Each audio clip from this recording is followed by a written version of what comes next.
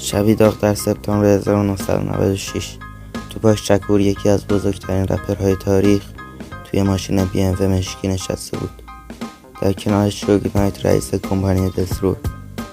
ساعت 11 شب یه ماشین سفید کنار BMW توقف کرد و در کمتر از 15 ثانیه 13 گلوله شلیک شد. 4 تاش به توپاک خورد، یکیشون مستقیم به ریه‌اش. توپاک به بیمارستان منتقل شد. 6 روز با مرگ جنگید و در 13 سپتامبر قلبش ایستاد. اما اینجا ماجرا تموم نمیشه. پلیس هیچ وقت کسی رو به خاطر قتلش دستگیر نکرد، هیچ شاهدی نداشت و پرونده هنوز بسته نشده. بعضی‌ها میگن دولت پشتشه، بعضی دیگه یه انتقام شخصیه و حتی عده‌ای معتقدن توپاک هنوز زنده است، داره آهنگ جدید میسازه. سوال اینه: توپاک مرد یا فقط ناپدید شد؟